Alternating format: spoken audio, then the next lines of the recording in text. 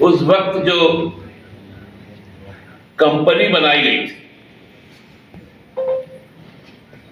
उसमें योगेंद्र तिवारी के साथ साथ इस प्रदेश के भाजपा के एक बहुत बड़े नेता, उनके भी सगे संबंधी थे।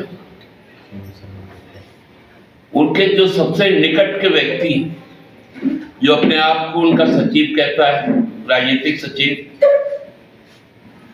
उनकी भी पत्नी का नाम था सुनील तिवारी जी का, और भी कई सारे थे।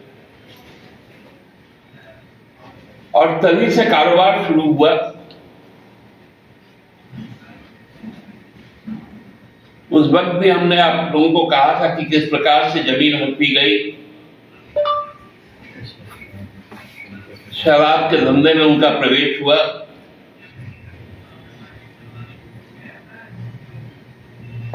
ये सारी बातें सबके सामने,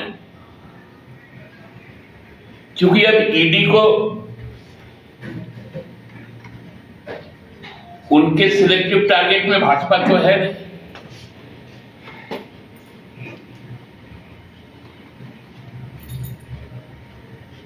उनके टारगेट में तो गवर्नेंस ऑफ झारखंड है।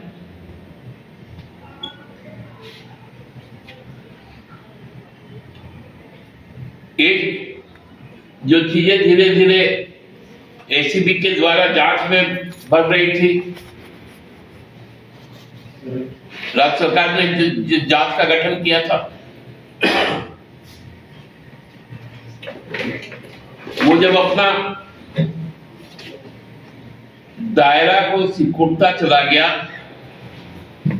तो एक व्यक्ति को यहां से इस प्रदेश से ही हटा के दूसरे जगह स्थापित कर दिया गया, क्योंकि वो भी भाजपा के ही नेता थे।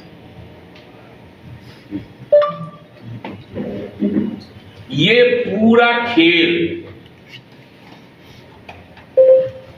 केवल और केवल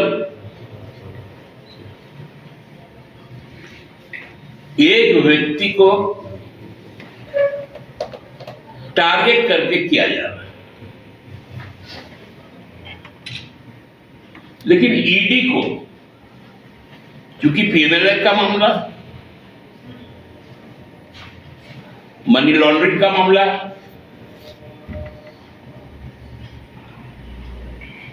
ईडी को उसके सारे बैंक के ट्रांजैक्शन, और उनके लिए बहुत आसान, सारे ट्रांजैक्शन यदि खंगाला जाए तो हमको लगता है कि भाजपा का असली चाल, चरित्र और चेहरा सामने आ जाए, कि किनका किनका उसके साथ में संबंध रहा है, जो आज भी बदस्तूर कायम है।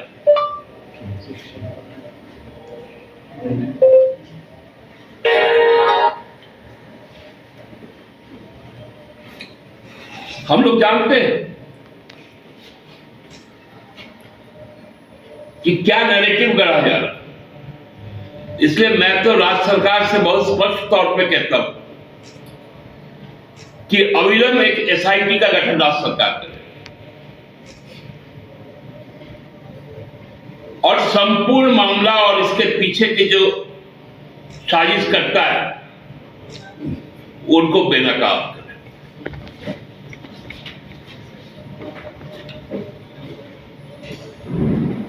क्योंकि राज्य के भी अपना तंत्र है।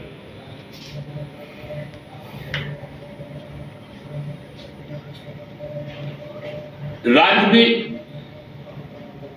संपूर्ण खेल का जांच कर रहे हैं।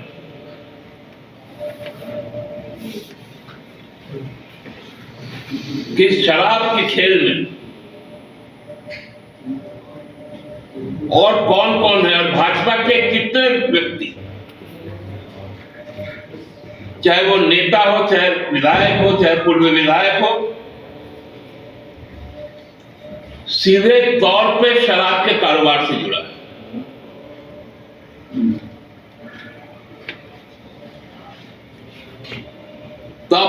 में आ जाएगा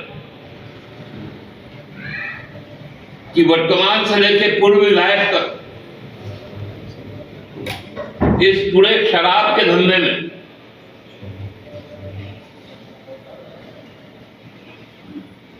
शामिल है और भारतीय जनता पार्टी के बड़े बड़े नेताओं का उनके साथ में संबंध। इस प्यादे को आगे रखकर आप क्या करना चाहते हैं?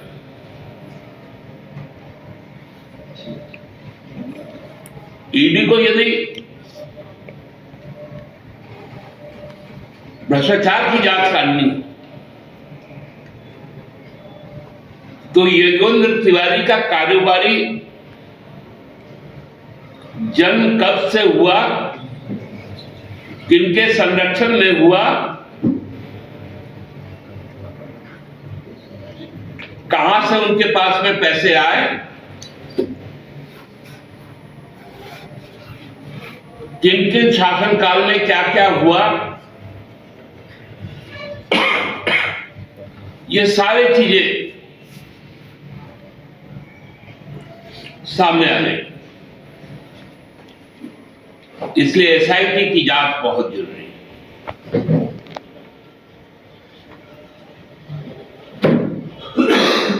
क्योंकि जो नैरेटिव यहां पर सेट किया जा रहा है वो हमको लगता है कि इसके पीछे मंशा कुछ और है।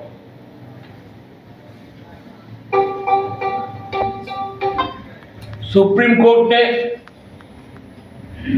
ईडी को इसी तरह के दिल्ली के कथित शराब घोटाला पर कई बार फटकार लगाया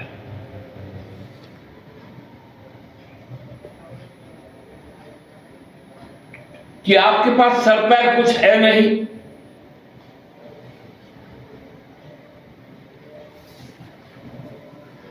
कहां आया था मनरेगा की।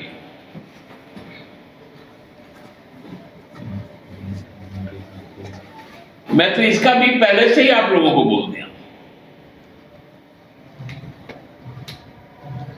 और 15-20 दिन के बाद और कुछ चीजें बताएंगे आप।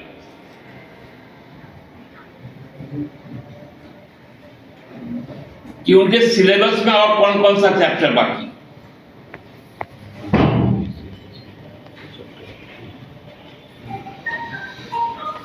इसलिए सारी चीजों पर गहन जांच होनी चाहिए, ईडी को भी जांच करनी चाहिए और राज्य सरकार को भी जांच करनी चाहिए।